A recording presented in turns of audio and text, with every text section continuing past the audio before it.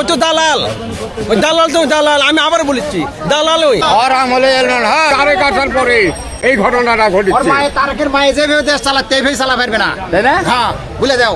কালকে বলছে যে বিদ্যুৎ গ্রামে কোনো বিদ্যুতের ঘাটতি নেই, কালকে বলেছে কোনো লোডশেডিং নেই। কোনো বিদ্যুৎই থাকে না, কোনো বিদ্যুৎই থাকে না। 10 মিনিট 20 মিনিট দেয় আর 2 ঘন্টা থাকে না। কালকে জ্বালানি মন্ত্রী বললো জ্বালানি মধ্যে ফেলে খায় কাম না, ওটি থাকে আর কথা।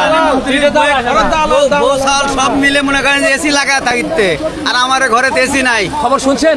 জ্বালানি মন্ত্রী বলছে যে গ্রামে লোডশেডিং নেই। গ্রামে কোনো লোডশেডিং নাই, গ্রামে লোডশেডিং নাই মানে 3 বছর ধরে কারেন্ট আসিতে না, গ্রামে লোডশেডিং নাই মানে চিন্তা ভাবনা করেন কাহিনী করতে।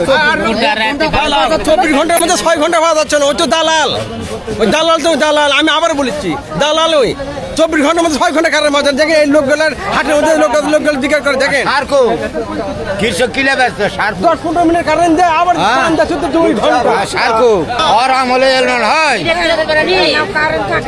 আর নাই কারেন্ট নাই, কারেন্ট থাকে না, বিল কারেন্ট নাই না, সারা রাত কারেন্ট থাকে না, দিনে তো থাকে না। পানি তুলবে কুটেনি, মানুষের গোসল করবে কুটেনি, খাবে কি? হ্যাঁ প্রিয় বন্ধু, সেটা বলে ঠিক বলেছে।